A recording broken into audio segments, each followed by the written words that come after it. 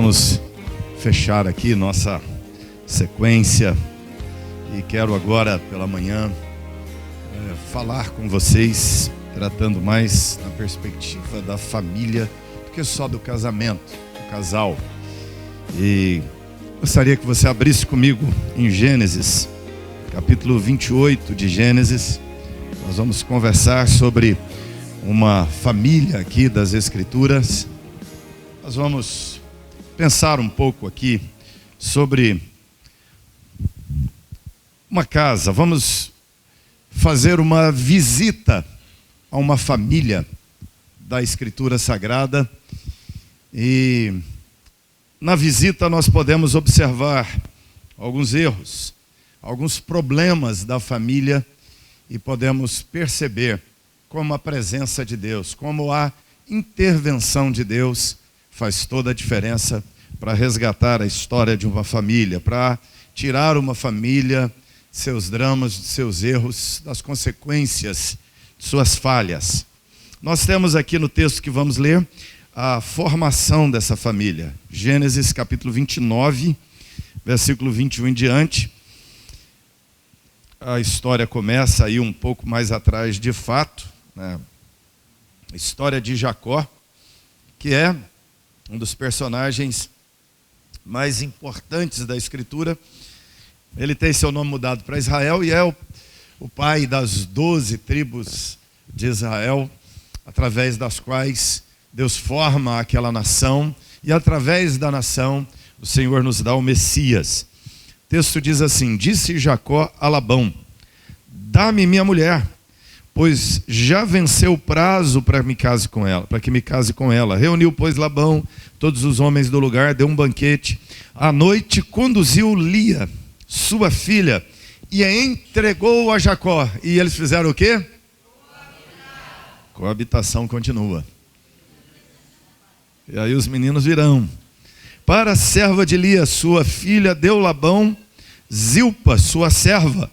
Ao amanhecer, viu Jacó que era Lia. Por isso disse Jacó a Labão: que é isso que me fizeste? Não te servi eu por amor a Raquel? Por que, pois, me enganaste? Respondeu Labão: não se faz assim em nossa terra. Dar-se-á mais nova antes da primogênita. Decorrida a semana desta, dar-te-emos também a outra, pelo trabalho de mais 7 anos, que ainda me servirás. Concordou Jacó, e se passou a semana desta. Então Labão lhe deu por mulher Raquel, sua filha. Para a serva de Raquel, sua filha, deu Labão sua serva Bila. E coabitaram. Só que agora é uma coabitação meio complicada já, não é não? Mas Jacó amava a Raquel, amava mais a Raquel do que a Lia, e continuou servindo Labão por outros 7 anos. Qual é o problema aqui? Quem ele amava? E quem é a esposa legítima? Tem um problema, não tem?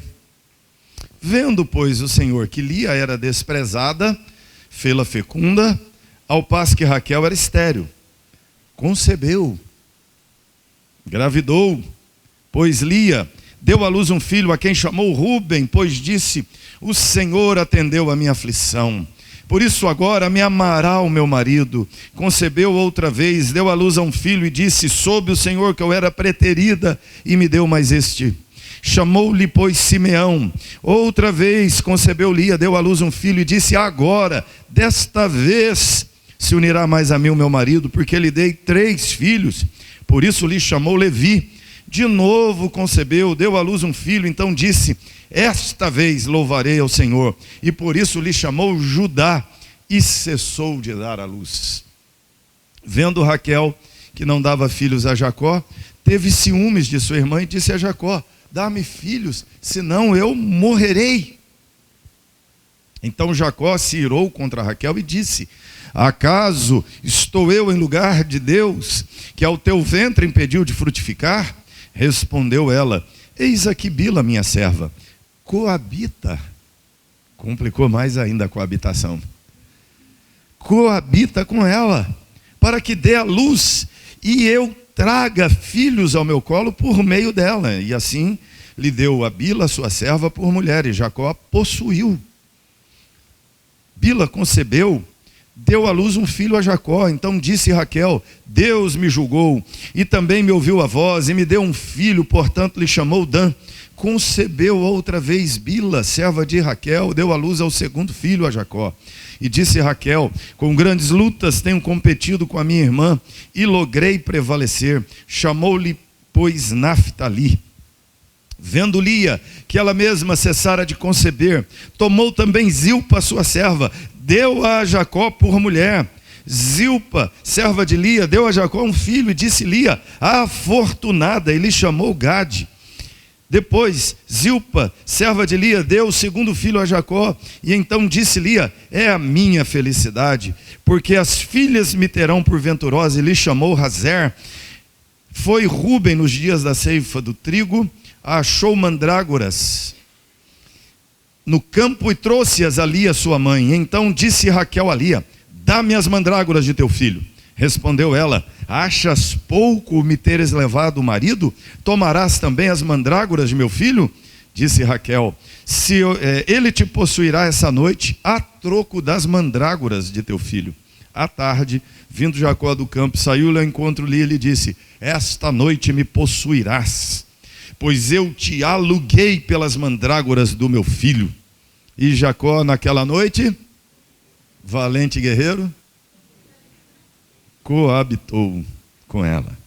Ouviu Deus a Lia, ela concebeu, deu à luz ao quinto filho, e disse Lia: Deus me recompensou, porque dei a minha serva ao meu marido, e lhe chamou Issacar. E Lia, tendo concebido outra vez, deu a Jacó o sexto filho, e disse: Deus me concedeu excelente dote, desta vez permanecerá comigo meu marido, porque lhe dei 6 filhos, e lhe chamou Zebulon. Depois disto, deu à luz uma filha, e lhe chamou Diná. Lembrou-se Deus de Raquel, ouviu-a e a fez fecunda. Ela concebeu, deu à luz um filho, e disse: Deus me tirou o vexame, e lhe chamou José, dizendo: dê-me o Senhor ainda outro filho. Tendo Raquel dado à luz a José, disse Jacó a Labão: permita-me que eu volte ao lugar da minha terra, dá-me meus filhos e as mulheres pelas quais eu te servi, e partirei, pois tu sabes quanto e de que maneira eu te servi. Mais adiante, você lê na escritura que Raquel de fato teve mais um filho. O nome dele era Rúben. Benjamim, Rúben já foi, né? Até misturando menino, tanto menino na história. Mas vamos lá, nós vamos conversar um pouco aqui sobre a história desse homem chamado Jacó. Jacó, você se lembra, ele era filho de quem? Filho de Isaac. Qual o nome da mãe? Provinha de escola dominical. Já fez isso, não já? Domingo de manhã. Filho de Isaac e Rebeca. Você se lembra também que Rebeca não podia ter filhos, e depois de muitos anos orando, finalmente veio uma cura, ela passou a poder ter filhos, ela engravidou, teve gêmeos, Esaú. E qual era o nome do irmão dele? Jacó. Eu entreguei, era para falar Jacó, qual é o nome do irmão? Aí eu já entreguei o Esaú para você. Esaú e Jacó nasceram gêmeos, e dentro de casa uma guerra, dentro do útero da mãe já havia uma guerra, a ponto de Rebeca orar a Deus e dizer para o Senhor: eu quero morrer. Ela tem uma depressão fortíssima durante a gravidez, e Deus diz para ela: você tem 2 nações no teu ventre. Por isso que eles guerreiam, e nasceram as 2 crianças, e eles disputam dentro de casa. E você lembra também que um dia o Esaú chega de uma caçada, exausto, cansado, e quando chega em casa, ele era especialista em caça, o irmão Jacó, especialista em culinária, ele havia feito uma sopa, um guisado, uma comida gostosa. Esaú, morto de fome, sentindo aquele cheiro gostoso, fala com seu irmão: me dá um pouco da sua comida. O Jacó, como um bom oriental, um bom negociante, ele diz: dá não, eu vendo. E foi o prato de comida mais caro da história. Por quê? o Esaú disse: eu quero, eu pago. Ele falou: então tá bom, o preço é o teu direito de primogenitura. Sabe o que é isso? Direito de primogenitura é o direito de receber o dobro da herança em relação ao mais velho, é o mais novo. Se o pai morresse, o mais velho, que era o primogênito, o pai deixou, vamos imaginar, 100 mil. O mais velho ficava com 66,6, o mais novo ficava com 33,333 e assim por diante. O direito de primogenitura era o direito de receber o dobro da herança em relação ao mais novo ou aos outros irmãos mais. E o Jacó trocou, vendeu um prato de sopa pelo direito de primogenitura. O Esaú, insano, abriu mão de seu direito de primogenitura. Mais tarde, quando Isaac estava para morrer, ele ia dar a bênção sobre o filho. Aquela bênção era a transferência de seu nome para aquele filho mais velho. A Rebeca, que tinha preferência por Jacó, escutou a conversa de Isaac e de Esaú. O Isaac disse: vai, caça um animal, traz, faz uma comida gostosa, aquele jantar, e depois do jantar eu te abençoarei e vou transferir meu nome para você. Ela foi, fez o Jacó se disfarçar de Esaú. Ele colocou pele de animal sobre o seu corpo, porque ele era liso, o irmão era peludo, e ele foi, fez a comida ali de um dos animais da fazenda mesmo, e serviu ao pai, passou um perfume, o pai estava cego, não o reconheceu. Você lembra que o Isaac até dizia: a voz é do Jacó, mas o cheiro é do Esaú. E ele, cego, abençoou o Jacó no lugar do Esaú. Quando Esaú chega em casa, ele prepara o animal, leva para o pai diz para ele: meu filho, eu já jantei, eu estou velho, não estou gagá, não é? Vai dizer assim para o filho. E ele diz: eu já te abençoei. Ele diz: não, pai, o senhor não me abençoou. Aí é que Esaú percebe que ele foi roubado pelo irmão. O Isaac diz: Esaú, eu não posso te abençoar, a bênção era só uma, já dei ao seu irmão, a bênção é irrevogável. Ele chora dizendo: pai, o senhor não tem mais uma bênção aí para mim? O pai diz: não. O pai pronuncia na verdade uma bênção para ele, mas o Esaú perde o direito da sucessão do nome do pai. Ele resolve matar o irmão. Ele diz: eu vou matar o Jacó. E ele então vai atrás do Jacó, mas a mãe, Rebeca, vê que a situação está crítica em casa, pega o Jacó e o manda para a terra do tio Labão. Ele viaja, então foge para a casa de seus parentes, que ficava a cerca de 700 quilômetros de onde eles moravam. Jacó então fugiu para a casa do tio. Ele nem conhecia ainda o tio Labão. Foi para lá. Chegando na casa do tio Labão, foi morar com ele e encontrou lá as duas primas, Lia e Raquel. E ele se apaixonou pela prima Raquel. A Raquel se apaixonou por Jacó, aquele moço bonito, vindo de terra distante, novidade na região. O problema é que possivelmente as duas se interessaram por ele, só que ele apaixonou-se, ele ficou encantado com a Raquel, e Raquel encantada com ele, trocando olhares, aquela paquera, aquele flerte, até que um dia ele conversa com ela, apaixonado, se declara, ela se declara a ele, ele cria coragem, vai ao tio Labão e diz: tio Labão, eu quero casar com a sua filha, eu quero me casar com a Raquel. O Labão diz: tudo bem, mas como um bom oriental, um bom negociante, ele disse assim: tem que pagar.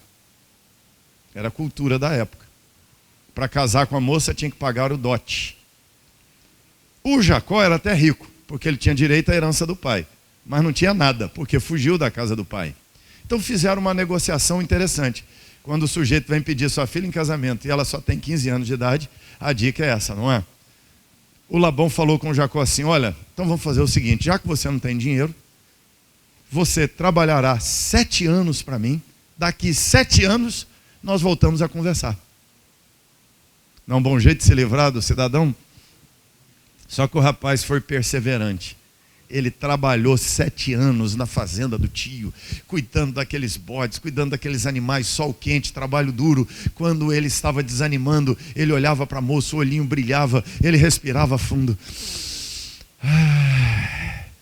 Se encantava com a menina e dizia: vou trabalhar. Finalmente, passaram-se os 7 anos e é daqui que nós começamos a ler. 7 anos depois, o Jacó chega até o Labão e diz para ele: dá-me a minha mulher, porque já se completaram os 7 anos. Eu já trabalhei o suficiente. Me dá a minha esposa agora para que eu me case com ela. O Labão diz: tudo bem, vamos fazer uma festa. Faz uma festa, convida os funcionários todos, os vizinhos, os parentes, aquela festa linda, e o tempo inteiro ele dizendo: um brinde ao meu genro Jacó, um brinde aos meus futuros netos, um brinde à felicidade dos noivos. E eles vão bebendo, e o Jacó excede no vinho.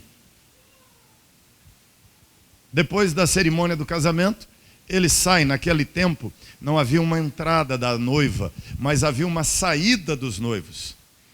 O grande momento da festa era quando os noivos saíam da festa e eles montavam uma tenda do lado dos noivos. Os noivos iam para lá para a coabitação, para consumar o casamento, e a turma fazia aqui a festa enquanto os noivos consumavam o casamento. Então a festa segue, o Jacó sai. Aí você imagina, ele já exagerou no vinho. A menina está de véu, que era uma burca, não enxergava o rosto. A tenda escura. E o rapaz desesperado, esperando 7 anos. O que ele fez? Foi direto ao ponto. Coabitou. Nem conversou. Nem tirou o véu da menina. Nem acendeu uma luzinha na tenda. Foi direto ao ponto, coabitou. Dia seguinte, ele acorda feliz da vida, dá aquela espreguiçada. Quando ele olha para o lado, que medo. Ele percebe que não é Raquel. Do seu lado está Lia. Essa é a sensação de muita gente quando casou, não é? Não era essa pessoa, não. Era outra. Parece que trocaram, não é? Namorou, era outra pessoa. Um dia eu estava dando uma palestra assim, uma mulher levantou nervosa, no meio da palestra assim, falou: pastor, por que os homens enganam as mulheres? Por que eles fingem no namoro ser o que eles não são? Por que eles fingem que são assim, e que são românticos tudo, e depois que casam eles não são nada disso? Eu disse para ela: pela mesma razão que as mulheres fazem a mesma coisa, senão ninguém casa, né?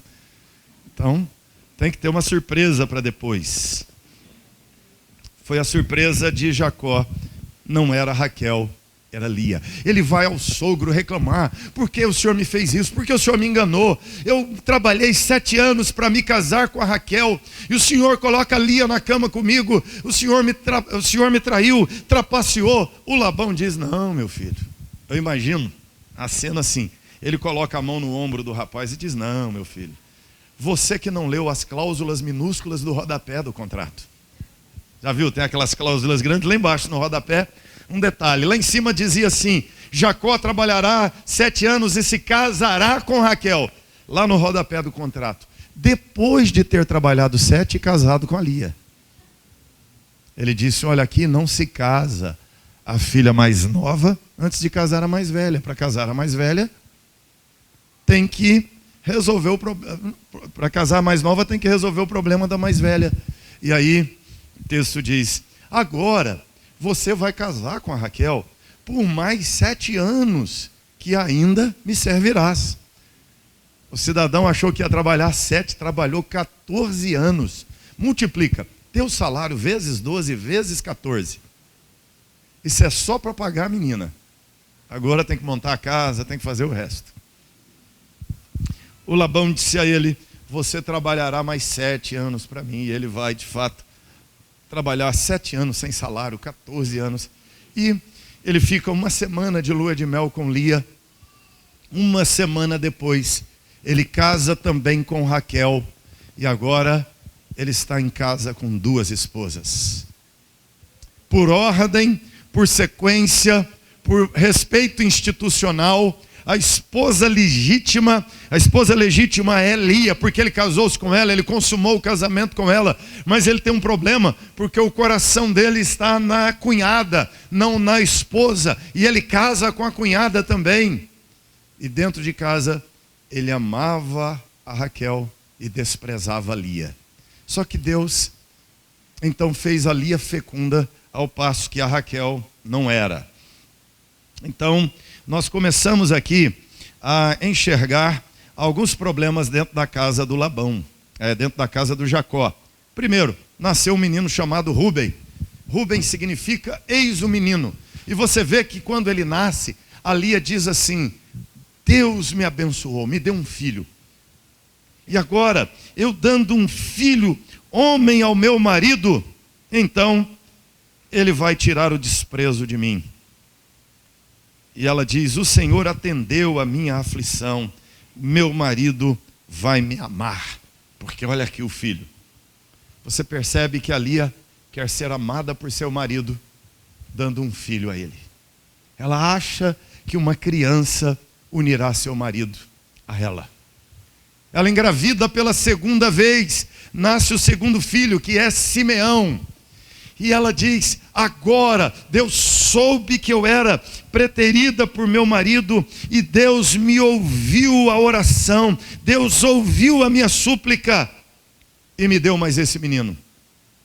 Simeão, Deus ouve a oração, é o nome do menino. O marido passou a amá-la? Não. Ela dá à luz ao terceiro filho, Levi. Levi significa unido, ligado, porque ela disse assim: agora, 3 filhos, com 3 meninos meu marido se ligará a mim.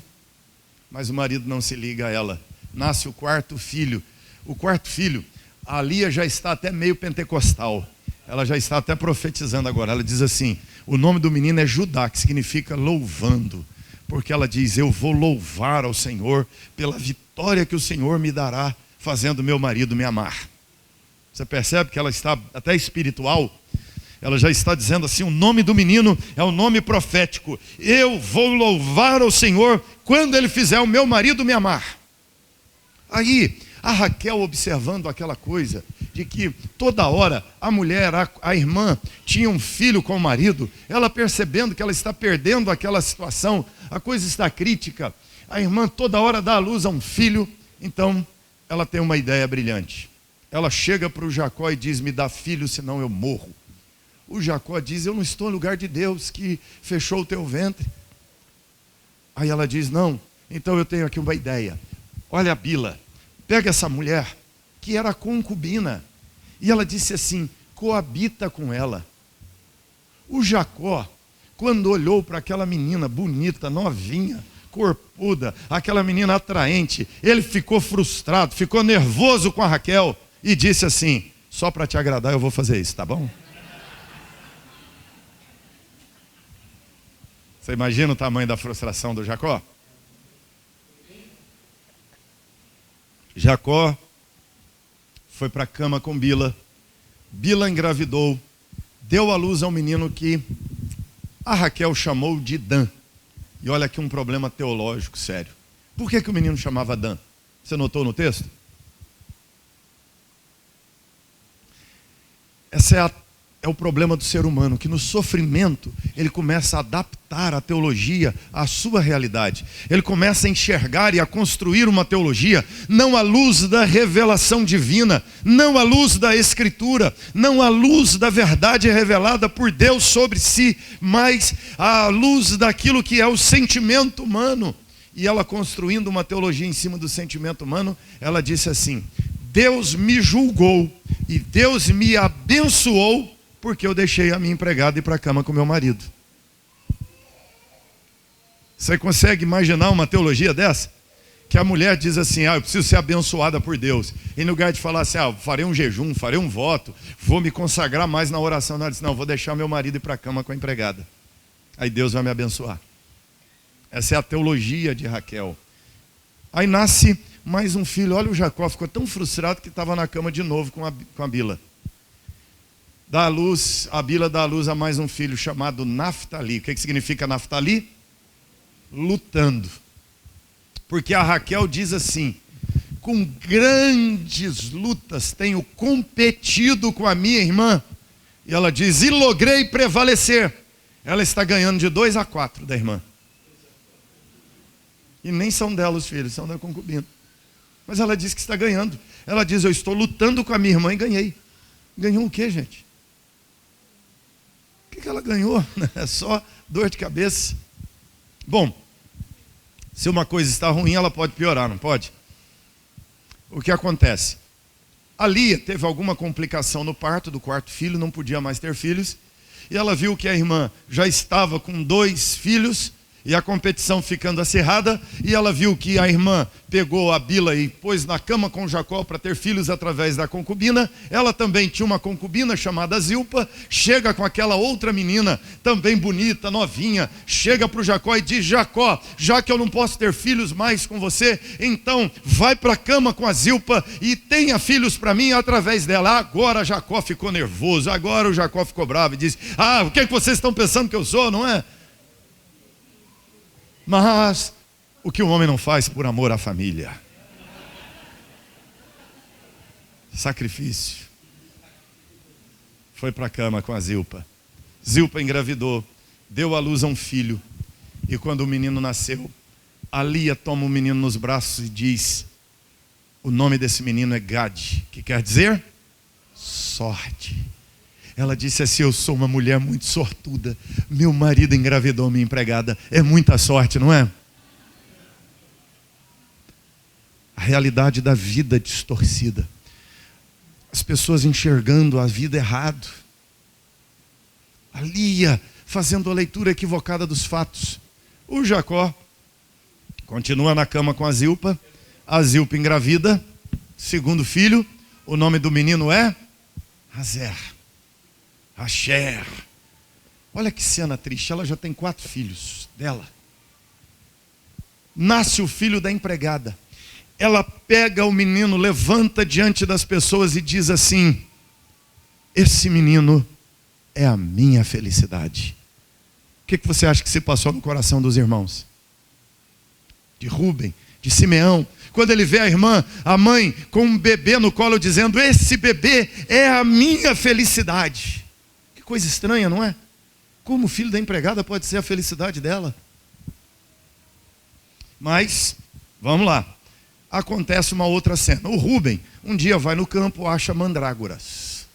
Mandrágora era considerada, era chamada naqueles dias de fruta do amor. Era uma planta considerada afrodisíaca para o povo daquela época.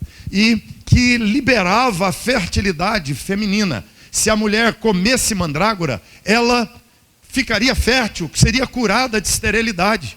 Você tem 2 mulheres estéreis na família. E o rapaz chega com mandrágora do campo, que era rara. A notícia corre. A Lia pega as mandrágoras, porque ela pensa, eu estou estéril, se eu comer a mandrágora, eu ficarei curada. E a Raquel fica sabendo, vai até a tenda da Lia, e olha a conversa como é tensa. Ela chega para Lia e diz assim, dá-me as mandrágoras do teu filho. Aí a Lia vira para ela e diz assim, achas pouco me teres levado o marido? Você ainda vai me tomar as mandrágoras? Isso é conversa de mulher, não é? Mulher está falando de uma coisa, mas está falando de outra. Quem é que estava falando de marido aqui na história? A conversa era sobre mandrágora. Mas no mundo da mulher, tudo é muito misturado, tudo está ligado a tudo. Então, quando a Raquel fala da mandrágora, a Lia fala do marido. E a Raquel, como uma boa oriental, como uma mulher boa de negócios, ela vira para a irmã e diz assim, então vamos fazer o seguinte, eu quero a mandrágora, você quer o marido, não é? Então beleza, eu te cedo o marido e você me dá as mandrágoras. A Lia acha uma boa ideia porque ela pensa assim, o que adianta a mandrágora sem marido? Não adianta nada eu comer a mandrágora e o marido não vem para a cama comigo. Então, eu preciso é do marido e não da fruta. Diz, fica com a mandrágora, me deixa com o marido. Quando Jacó chega do trabalho, fim de dia, cansado, exausto, e aí, quando Jacó chega em casa, a Lia, eu imagino que ela estaria na porta da tenda, com o pezinho batendo assim de lado. Olha para o marido e fala, hoje você vai me possuir. Eu te aluguei pelas mandrágoras do meu filho. O Jacó virou garoto de programa dentro de casa. Olha a situação desse homem. E ele consegue inspiração para ir para a cama com a Lia. E ele vai, ele a possuiu, como diz o texto, concebeu, ela engravidou, ele coabitou com ela engravidou, nasceu um menino, e ela coloca o nome nele de Issacar. Olha que nome esquisito. São duas palavras hebraicas juntas. Ish, que é homem, e Sicar, que é aluguel. O nome do menino era homem de aluguel. Para lembrar como foi a concepção dele.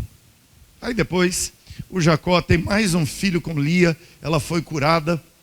O nome do menino é Zebulon, que quer dizer honra. A Lia está no 6º filho dela, 2 da empregada, o 8º filho, e ela está dizendo assim: desta vez, meu marido vai me amar. Esse homem não ama a mulher. Ela não se sente amada pelo marido, ela não se sente valorizada, ela não vê um lugar, ela não vê um papel naquela família, ela se sente desmerecida, abandonada, sozinha, insegura. Esse é o sentimento do coração da Lia. Ela diz: dessa vez, 8 filhos, meu marido vai me honrar. Finalmente, Deus se compadece, tem misericórdia da Raquel, que era desprezada. Ela engravida, dá à luz a um filho, a quem ela coloca o nome de José. José significa, a minha tradução do nome José é mais um. Acrescente, esse é o significado do nome. Quando o menino nasceu, ela pega o menino, toma nos braços, olha para ele e diz: eu quero outro. Ela não se alegra com José, porque ela está em guerra com a irmã. E ela não sabe o quanto custaria a ela ter mais um filho, que é o filho que ela tem chamado Benjamim, que na verdade ela batizou de Benoni, que é filho da minha dor, porque ela teve complicações no parto, e logo depois de conceber, logo depois de dar à luz, ela morreu. E morrendo ela disse: vai se chamar Benoni. Aí o Jacó, para curar o menino, não deixar o menino traumatizado, disse: não vai chamar Benoni, vai chamar Benjamim, filho aqui da minha mão direita, não filho da dor. Bom, aqui é a casa do Jacó. Olha só a casa do Jacó. Dá para fazer aqui um retratozinho, não é? A casa de Jacó tem alguns problemas. O primeiro problema é estrutural. O primeiro problema da casa de Jacó é estrutural. Nessa casa tem um pai. Deixa eu te fazer uma pergunta. Quantas esposas tem nessa casa? Quantas esposas? Quantas esposas tem? Quantas esposas cabem no casamento, gente? Ele tem 2 esposas. Você percebe que tem uma distorção? Só cabe uma. Mas ele tem 2. Então é confuso o negócio. São 4 mães. Aí mais complicado ainda. Por quê? Casamento é um homem e uma mulher. Aqui tem um homem e 2 mulheres. E ainda tem mais 2 concubinas que vão para a cama com o homem e geram filhos. São 4 mães. Tem um pai, 2 esposas, 4 mães. 13 filhos. Você percebe que tem um problema na estrutura dessa família? Essa família tem problemas, os papéis são confusos. Um menino chama uma mulher de mãe, o outro chama a empregada de mãe, o outro chama a tia de mãe. É irmão dele, mas chama a tia de mãe.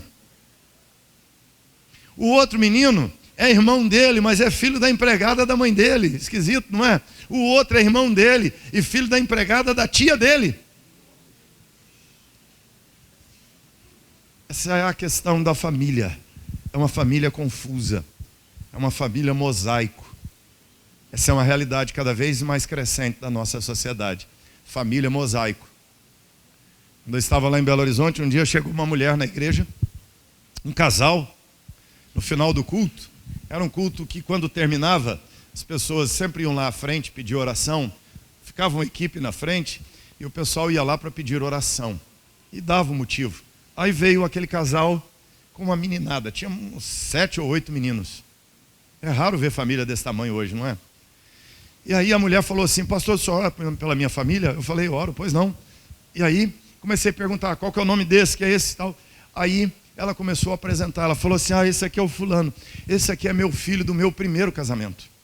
Eu fui casada, antes de ser casada com ele, e tive um filho com meu marido, e meu marido tinha problema de drogas, e ele acabou me abandonando, mas eu tive esse filho, fiquei com ele. Aí ela disse: aquele ali é filho do meu marido com a primeira esposa dele, porque ele também foi casado, aí ele teve aqueles 2 filhos com a esposa dele, a esposa também era alcoólica, drogada, ela acabou abandonando a casa, foi morar na rua, e ele ficou com os 2 filhos.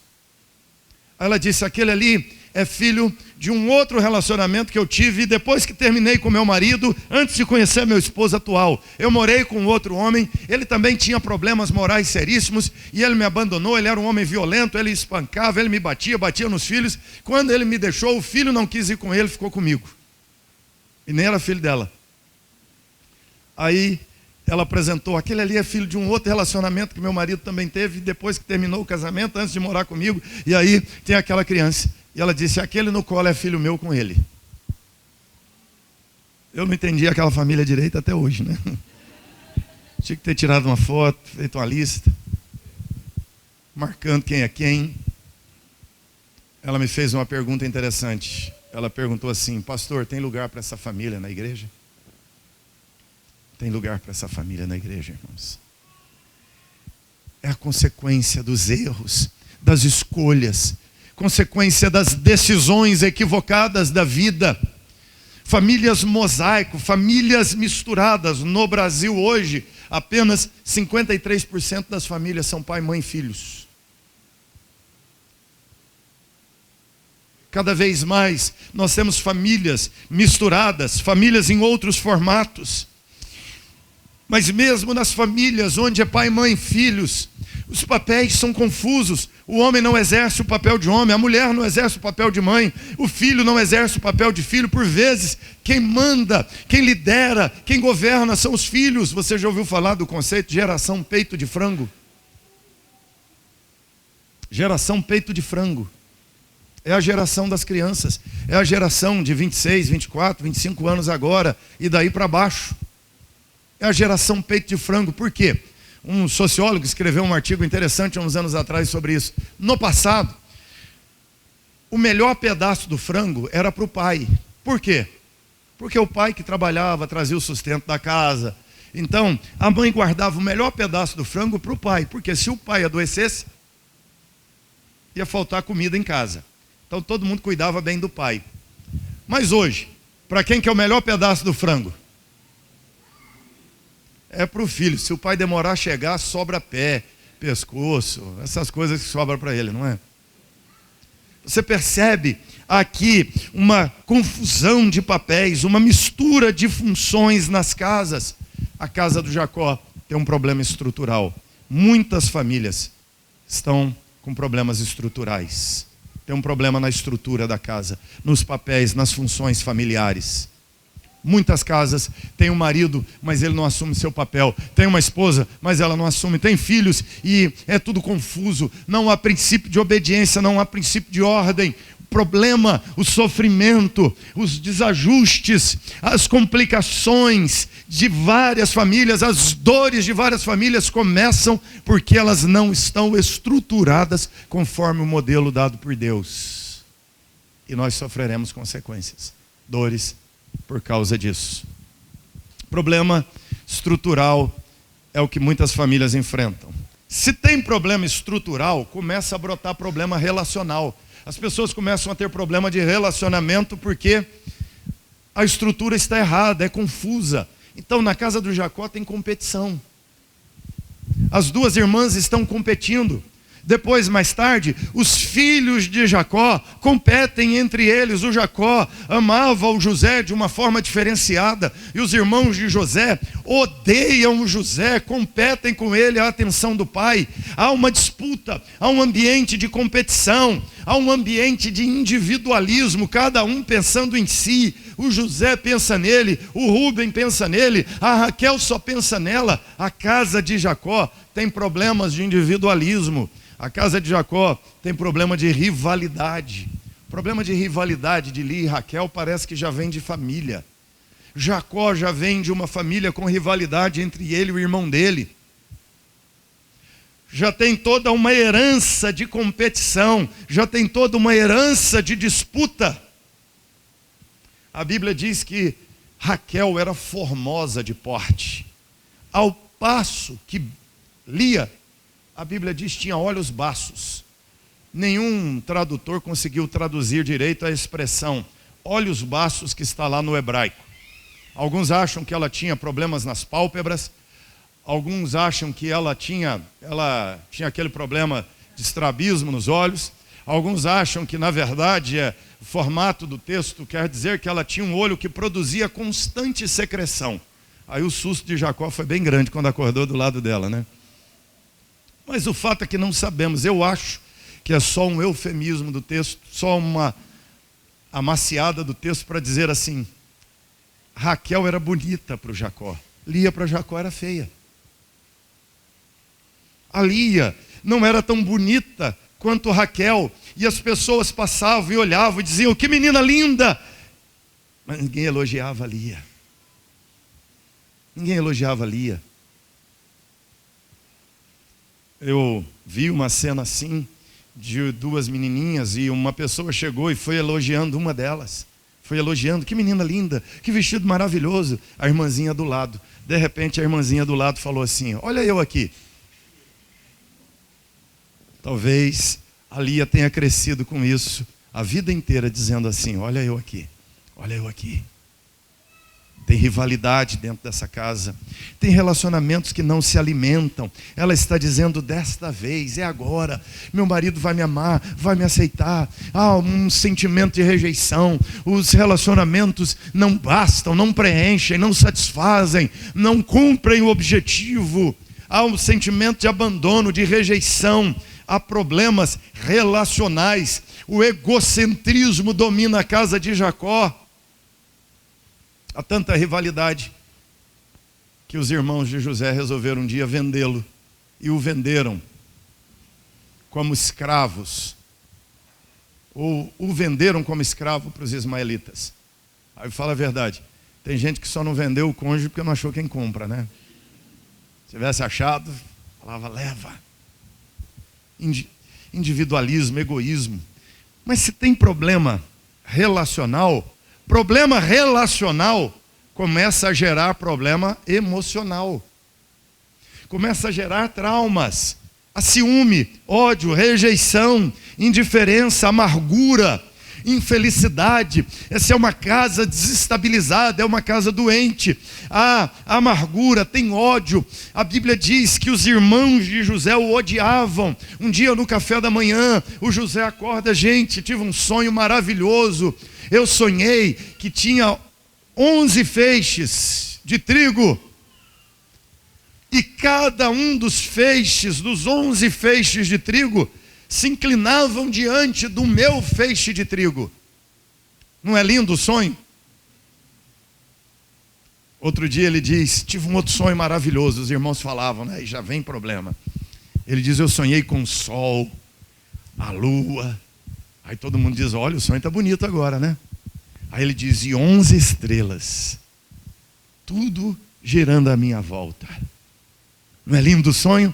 Aí a Bíblia diz que os irmãos de José o odiaram ainda mais.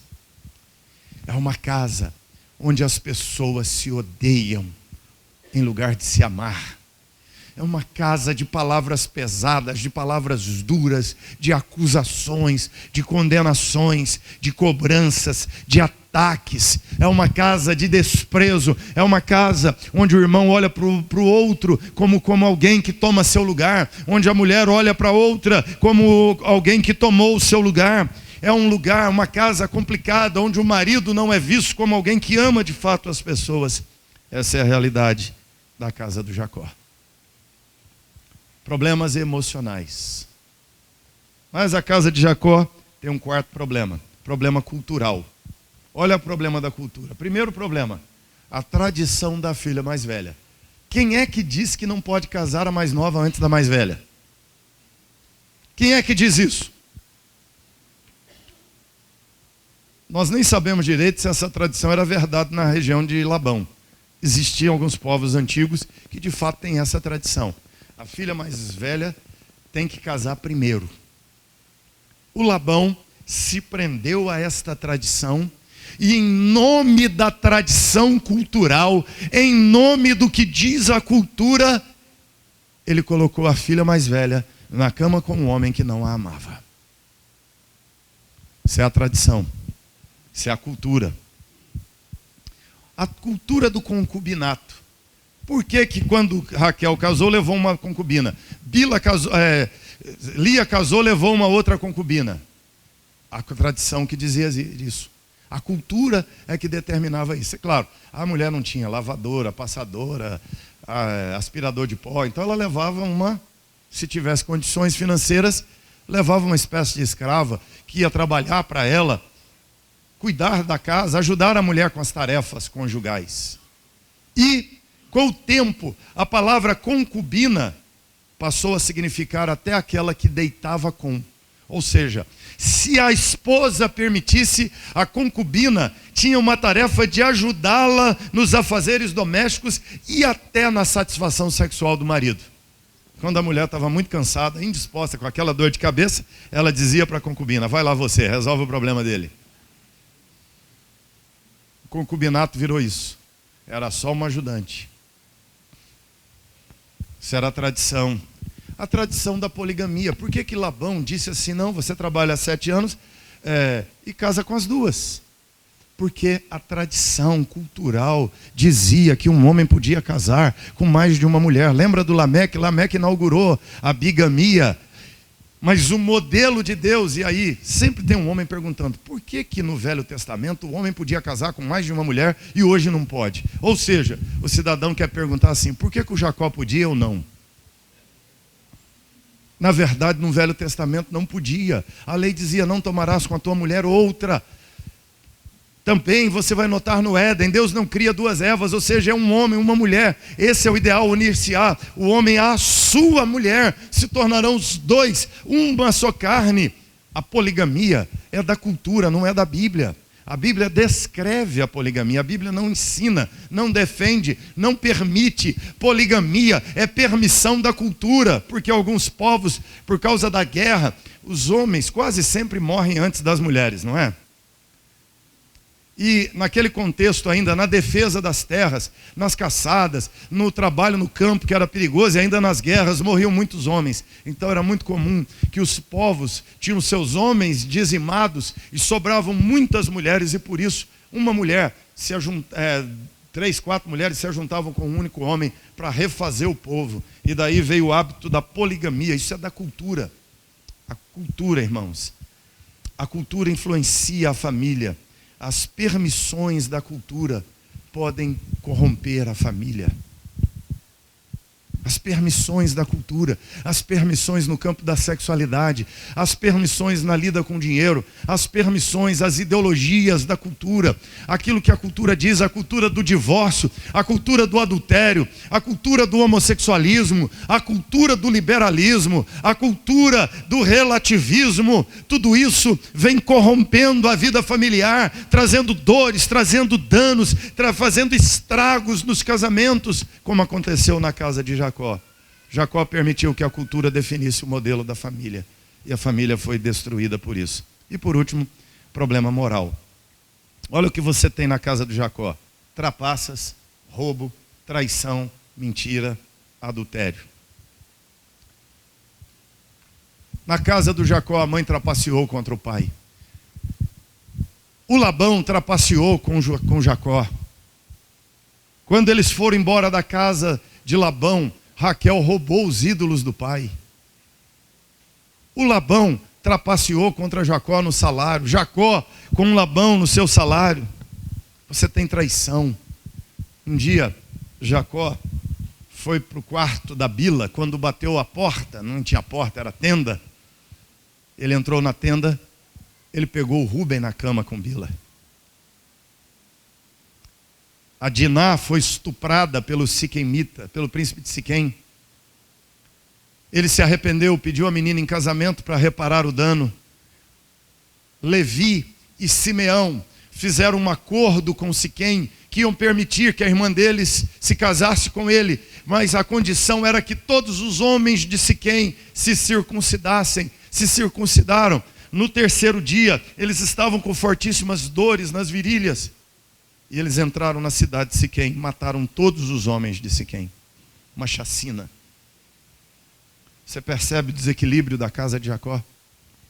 Homicídio, adultério, mentira, roubo, traição, Os irmãos de José venderam o José para os egípcios e contaram uma mentira para o pai, que acharam a roupa dele suja de sangue.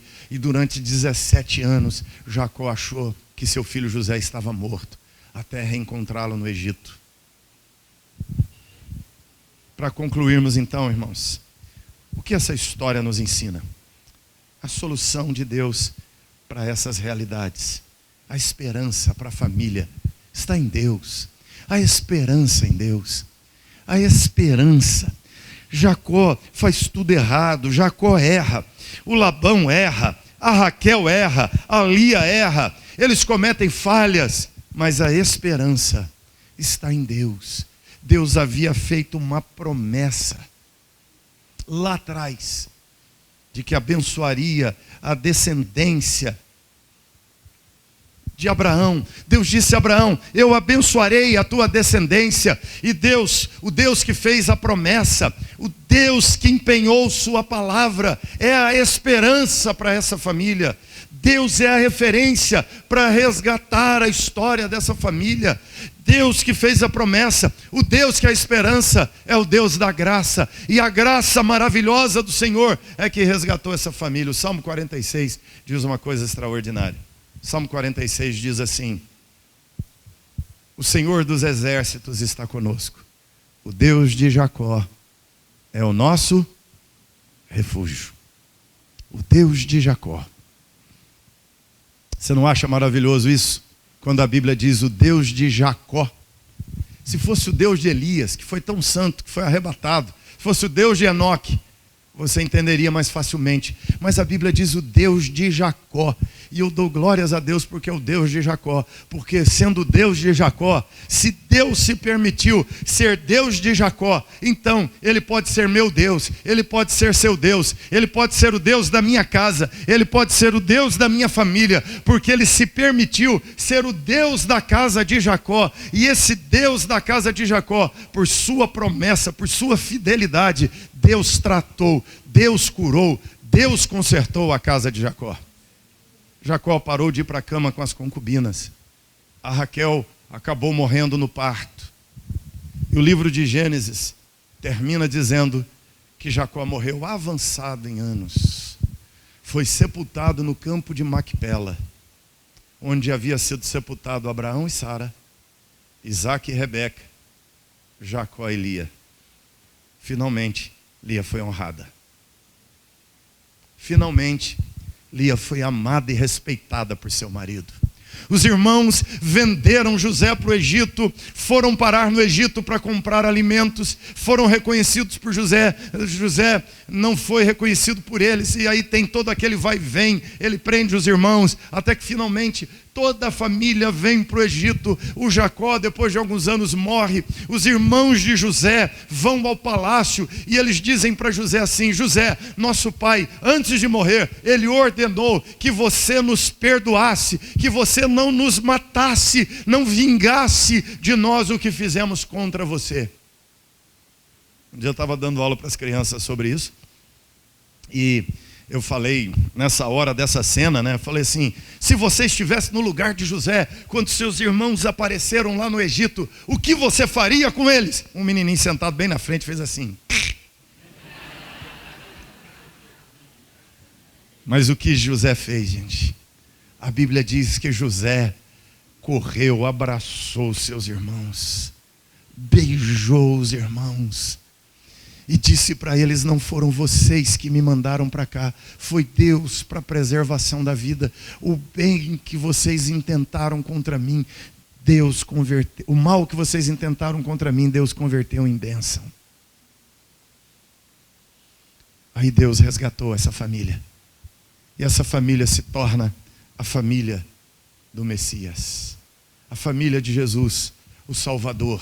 Jesus é o leão da tribo de Judá. Rúben violou a cama do pai, não pôde ser o pai do Messias. Levi e Simeão fizeram a chacina de Siquém, foram dispensados por Deus e não foram o pai do Messias. Mas Jacó abençoou Judá, dizendo que de Judá sairia aquele que regeria as nações, que o governo, que o trono jamais se apartaria de Judá, porque Deus é o Senhor que não desiste das famílias doentes. que não desiste dos seres humanos complicados, porque Deus é o Deus que não desiste de nós, apesar das nossas incoerências, inconsistências, imperfeições. Esse Deus, pela graça infinita, abundante, desceu dos céus até nós, não desistiu de Jacó, se permitiu ser chamado pela graça de Deus de Jacó. Nem é Deus de Israel, é Deus de Jacó, e a graça transformou o Jacó em Israel. A graça de Deus transformou Jacó. Jacó teve uma luta com Deus no Val de Jaboque. E Deus mudou o nome dele, porque Deus mudou o comportamento dele. Mudou a história daquele homem. Essa é a realidade, irmãos. Há muitas famílias com problemas estruturais. Você podia fechar os olhos, ficar de pé. Eu quero fechar aqui orando.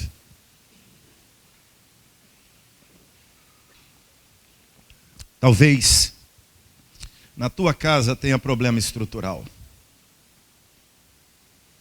Talvez na tua casa você olha e você já está dentro de problemas estruturais. Mas eu quero que você olhe não para a estrutura da tua casa. Eu quero que você olhe para a graça de Deus, para o poder e misericórdia de Deus, que pode abençoar a tua casa. Talvez vocês estejam com problemas relacionais, problemas emocionais. Talvez até o problema moral bateu a porta da tua casa. Talvez problemas da cultura entrou na casa. Mas eu quero te dizer que esse Deus é um Deus de promessas.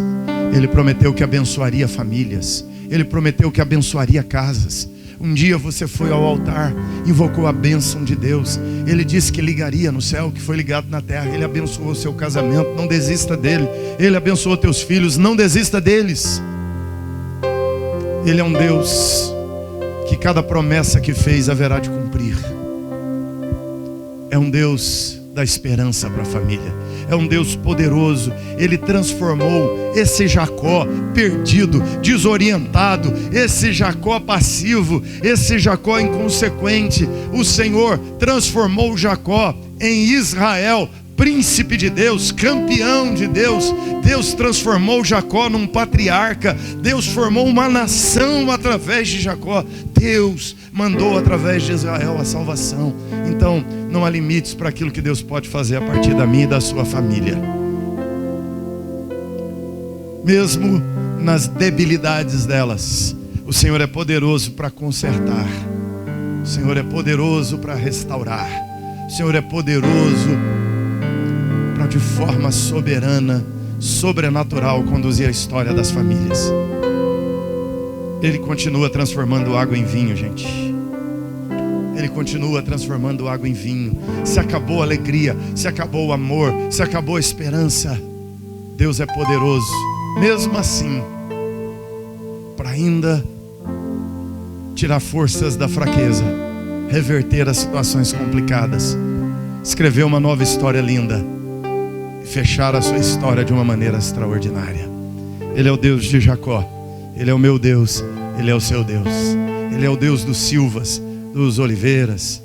Ele é o Deus dos Pereiras. Ele é o Deus dos Carvalhos. Ele é o Deus, seja qual for o teu sobrenome, cabe você, cabe a sua família na história de Deus, como Deus arrumou lugar para a família de Jacó. Tem lugar para mim e para a tua família. Ore ao Senhor agora. Se tem problema estrutural, fala com o Senhor. Deus, nós vamos consertar. Se tem problema emocional, diz: Senhor, nós vamos curar isso. Se tem problema relacional, diga: Senhor, nós vamos consertar essas coisas. Pai, nós estamos orando em nome de Jesus, pedindo ao Senhor tua graça, misericórdia, teu favor, tua bondade na vida do teu povo agora, nesse lugar. Senhor, vem ajudar cada casal, cada casa. Venha abençoar, Senhor, cada família. Venha visitar com a tua graça de forma sobrenatural. No nome de Jesus, assim nós oramos, Senhor. Deus fortaleça cada um de vocês. Deus derrame graça sobre vocês e através de vocês, onde vocês forem. Amém. Deixa eu Deixa eu compartilhar uma coisa rapidinha com vocês aqui. Um dos atributos mais impressionantes do nosso Deus, e tal atributo ele não comunicou ao ser humano, é o chamado na teologia de atributo incomunicável. É um dos atributos onde Deus não comunicou ao ser humano. O conhecimento do ser humano é limitado, corrompido e pontual. Isso significa que o ser humano conhece pouco, errado e uma coisa de cada vez. Mas o nosso Deus tem um tipo de conhecimento que Ele não atribuiu à sua criação máxima, que é o homem, que se chama o atributo da onisciência. Onisciência significa que o nosso Deus, Ele conhece todas as coisas, ontem, hoje e no futuro, e durante toda a eternidade, no momento já. É difícil a gente compreender isso.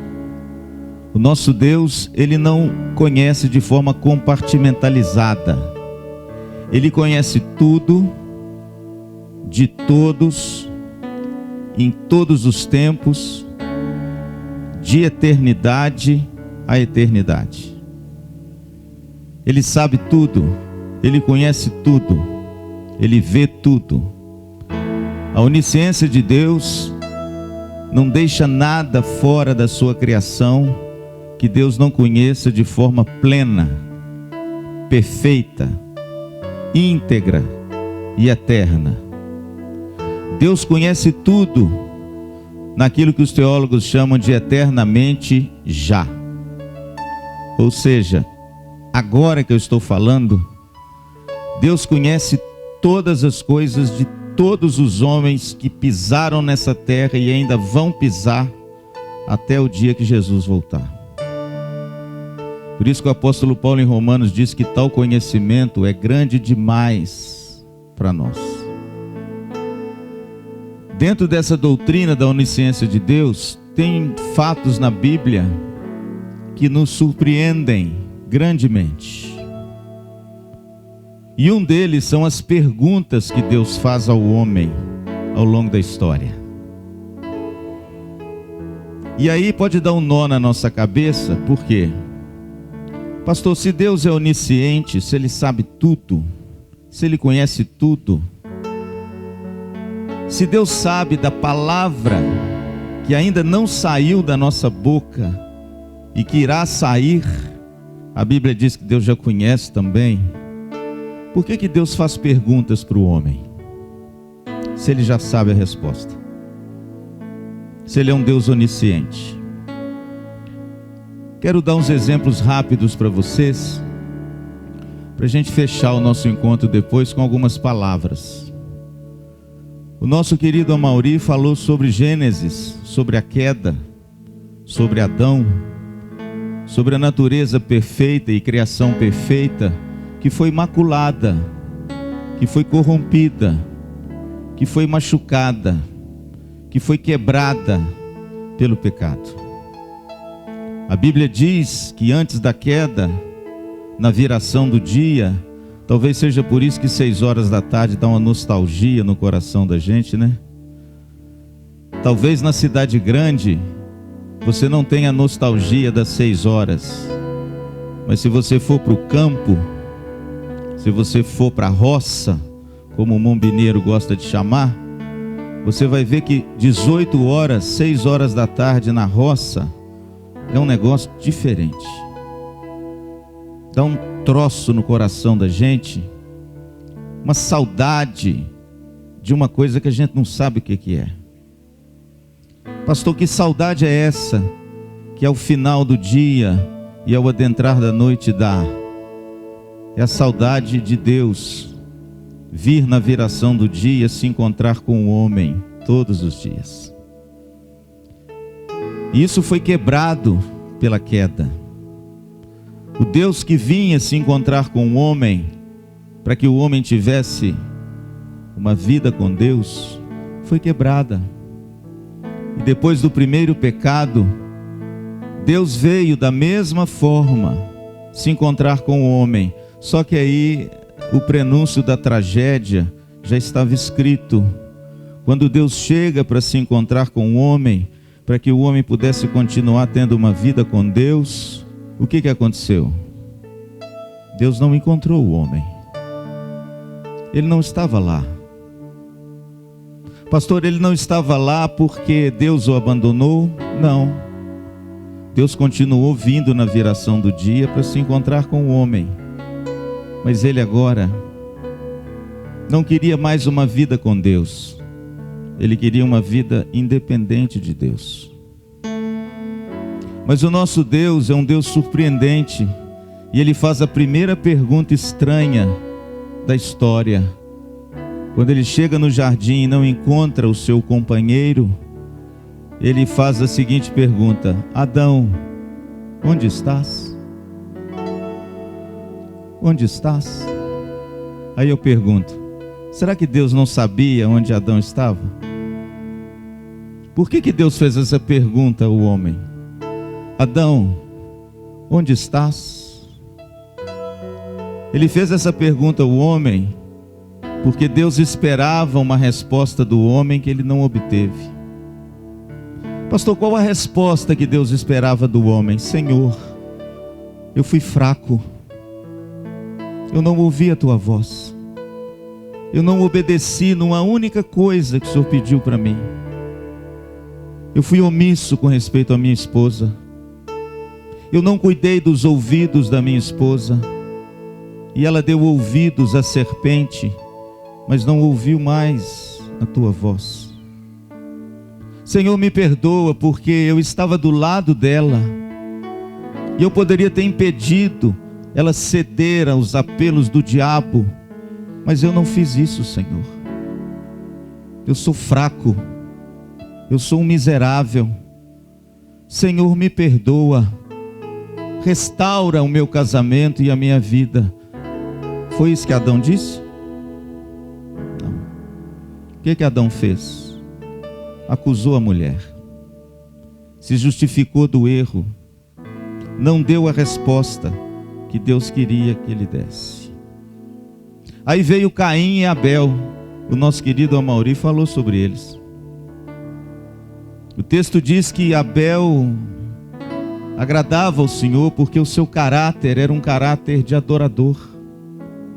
E de repente o irmão trama contra ele, leva esse moço ao campo como uma ovelha para o seu matadouro. E ele mata o seu irmão. E veja, querido, que o Deus que faz a pergunta ao seu pai, Adão, onde estás? É o Deus que faz a pergunta ao filho, Caim, onde está o teu irmão? Aí eu pergunto novamente, será que Deus não sabia onde estava Abel? Será que Deus faz essa pergunta porque Ele não conhece as coisas e quer uma resposta a essa pergunta com respeito ao conhecimento dele? Não, irmãos.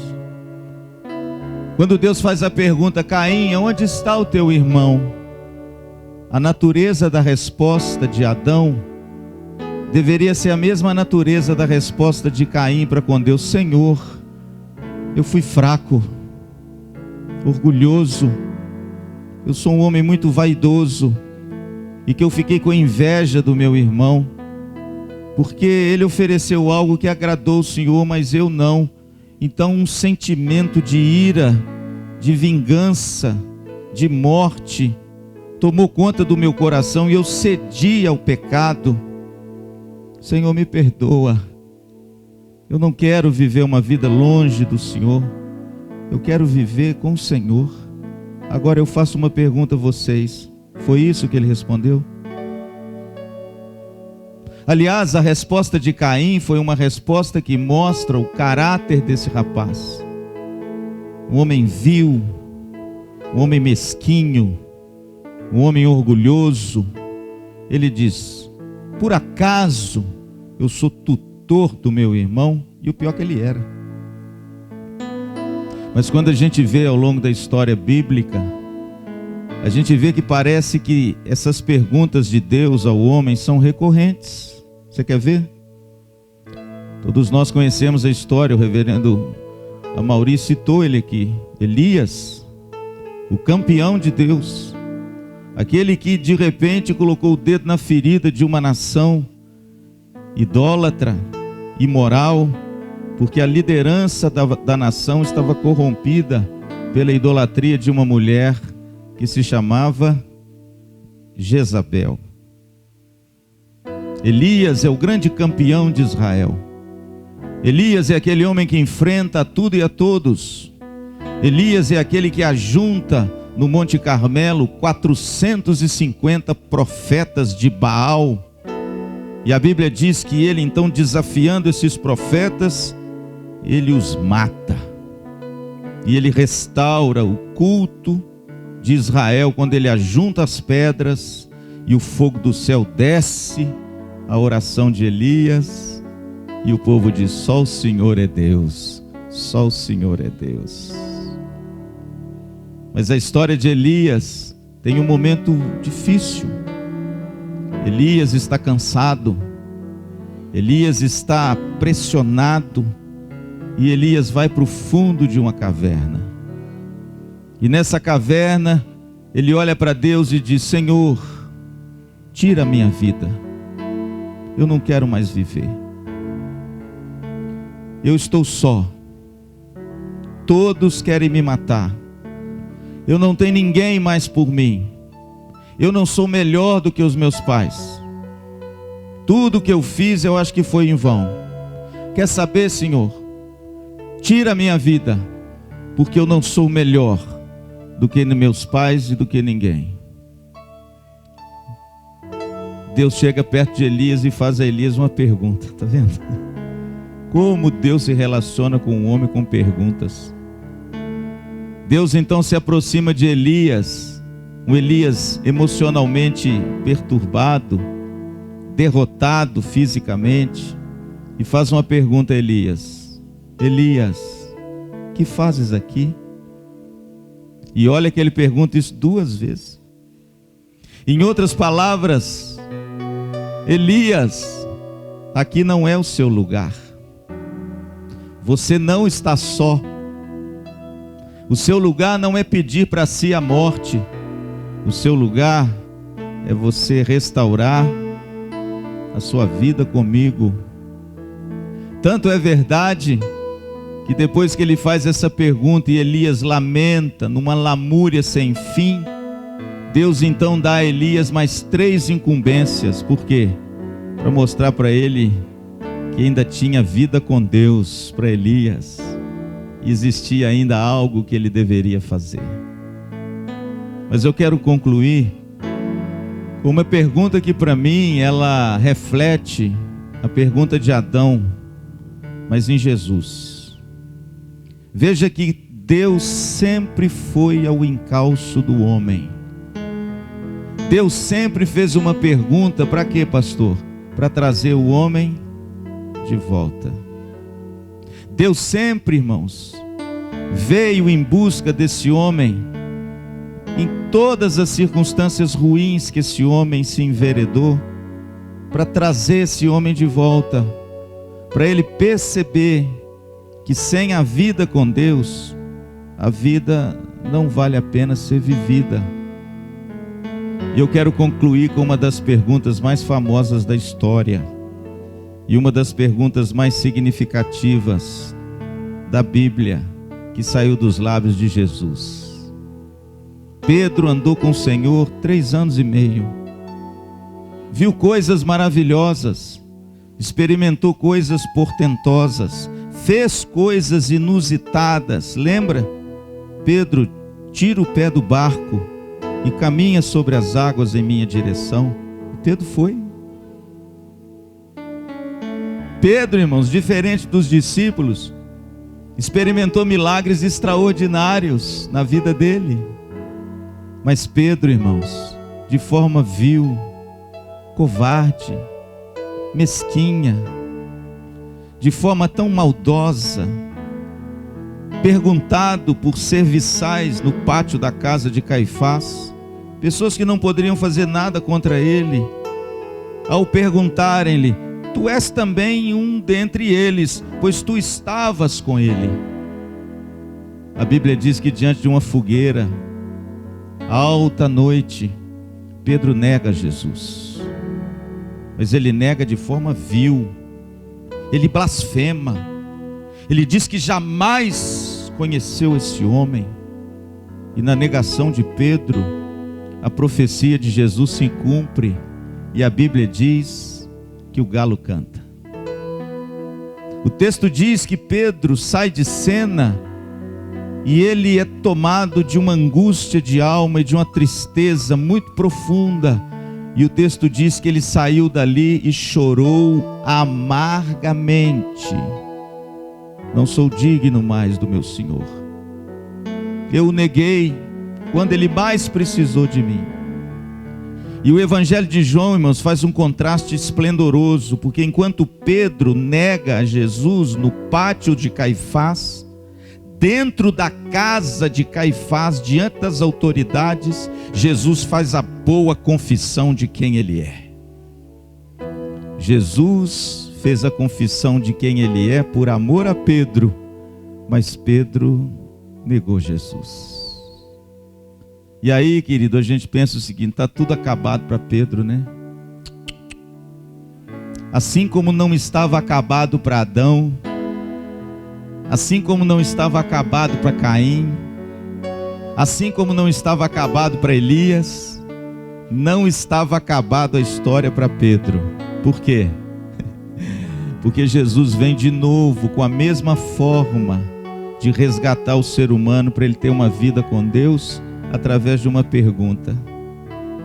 Jesus monta a cena de 3 anos atrás. Jesus manda Pedro lançar as redes, igual a 3 anos atrás.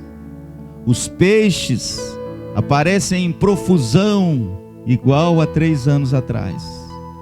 Mas com uma diferença: quando eles chegam na praia, o texto diz que Jesus já estava sentado na areia, com pães e peixes, e os convida a ter comunhão de novo com ele. A cena está montada. Ele pega o braço de Pedro, afasta um pouco dos 10 discípulos e faz aquela pergunta que ecoou desde o Gênesis até aquele dia. Só que agora essa pergunta ganha uma conotação genuína e verdadeira da obra gloriosa que Jesus veio fazer, que é a obra do seu amor por nós. E ele olha para Pedro e faz a pergunta que todos conhecem. Que pergunta é essa? Pedro, tu me amas? Veja, querido, que ao longo de toda a história humana, não é Deus quem abandona o homem, é o homem que teima em abandonar o Senhor. A vida com Deus é um tesouro que foi dado a nós por um Deus misericordioso e gracioso, que não desiste da sua criação, mas que vai ao encontro dela, para que ele a tenha de volta e possa gozar da presença plenamente. O tema do nosso encontro foi vida com Deus, um tesouro a ser descoberto. E hoje, esse mesmo Deus faz uma pergunta a você. E dependendo da sua resposta, se for a resposta certa, se for a resposta que ele esperaria de Adão, se for a resposta que ele esperaria de Caim, se for a resposta que ele esperou de Pedro, e Pedro deu a resposta certa: Senhor, tu sabes que eu te amo. Se for a sua resposta certa, você vai experimentar algo, querido, que suplanta em muito essa vida que muitos estão vivendo sem Deus. Os meninos pensaram muito bem no negócio do pirata. Eu não tinha pensado nisso, tá vendo? Por isso é que é bom a igreja, cada um complementa a ideia do outro. Os meninos pensaram muito bem naquele baú, que eu achei que ficou fantástico. O baú do tesouro. E os meninos tiveram uma ideia muito rica e muito fascinante com a ideia do pirata. Alguns pensaram assim: não, o pirata é um sujeito mau. É igual a mim, igual a você. Porque não tem ninguém bom. Bom só tem um, que é Deus. Mas o pirata tem um negócio que eu achei fantástico. Por quê? Porque o pirata, ele vai em busca, não é do quê? Do tesouro. E nessa última saga desse filme aí do Johnny Depp, do Jack Sparrow, personificado no nosso carequinha mais simpático, todos os filmes do pirata Jack Sparrow, ele tem um enredo único. Qual é? É ele em busca do seu navio que se perdeu. E esse navio se chamava Pérola Negra. Essa é a história de Jack Sparrow. As aventuras, aqueles troços mirabolantes, é porque ele quer buscar a Pérola Negra. E aí ele pega os mapas, ele entra por histórias mirabolantes. E eu quero concluir, me permitam, não fiquem com raiva do pastor Luciano, não pensem que eu sou herege, mas me permita fazer uma pequena comparação entre o Jack Sparrow e o nosso Deus. Deixa eu fazer uma pequena comparação, pensando que Jesus Cristo é o Jack Sparrow, é o pirata que está em busca do tesouro que se perdeu. Permita-me dizer a você que o Jack Sparrow, ele sempre tinha um mapa, não tinha? Ele tinha uns mapas, irmãos, mirabolantes nos filmes. Permita-me fazer uma comparação entre o mapa do Jack Sparrow e o mapa de Jesus. Qual era o mapa que Jesus usou para ter você de volta e conquistar a pérola? Agora preste atenção à comparação. Negra. Por que a pérola é negra? Você sabe por quê? Nenhuma pérola aqui é pura, é clara. Fomos maculados, irmãos, pelo pecado. Sem Cristo estamos sujos. A nossa pérola é negra, mas é pérola. Entende? Jack Sparrow tinha um mapa, e ele acreditava que se ele seguisse esse mapa, ele encontraria o seu tesouro, o seu navio. Jesus também teve um mapa. Qual foi o mapa que Jesus traçou desde a eternidade para que ele pudesse encontrar a mim e a você? Quem é capaz de responder isso? Pronto. Você já respondeu. Qual foi o mapa que o nosso Jack Sparrow se travestiu dele para que pudesse resgatar para ele a sua pérola negra que se perdeu lá em Gênesis 3, mas que ele quer ter de volta? É a cruz. A cruz é o mapa. A cruz é o caminho. A cruz é a rota que o nosso Jack Sparrow celestial utilizou para conquistar de volta a sua pérola negra. Por quê? Porque ele a ama.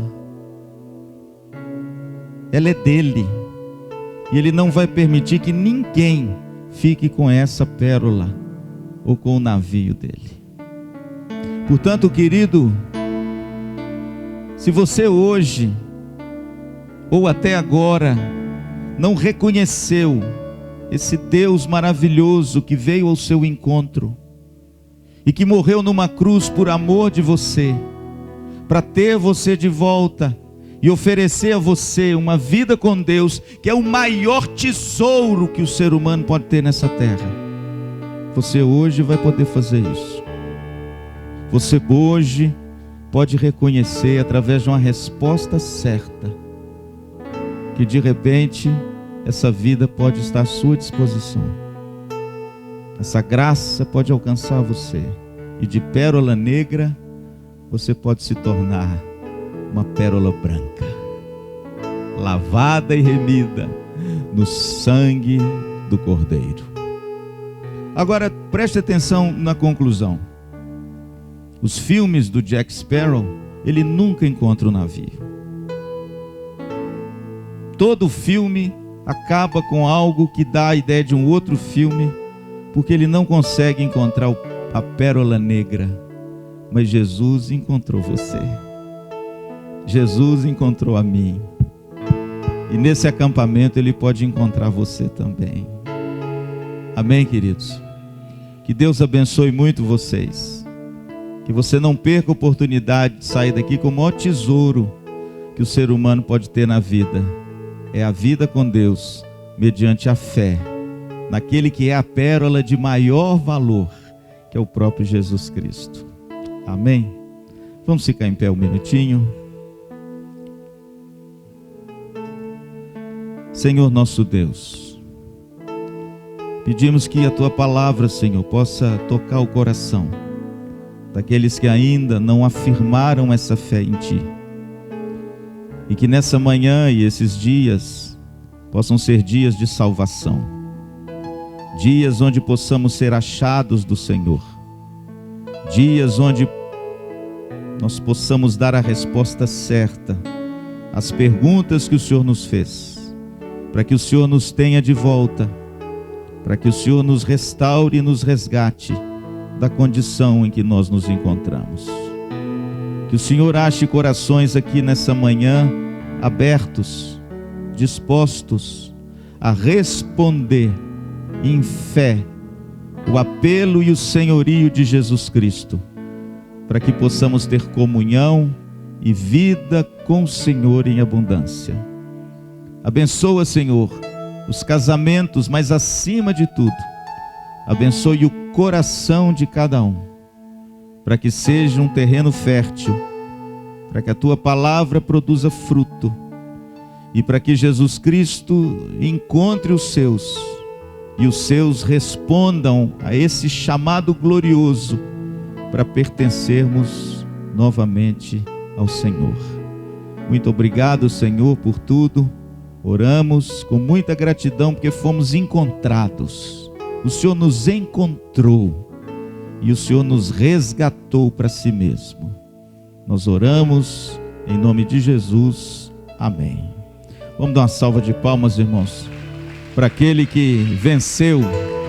Para aquele que venceu, viu? Venceu por amor de nós. Aleluia. Obrigado.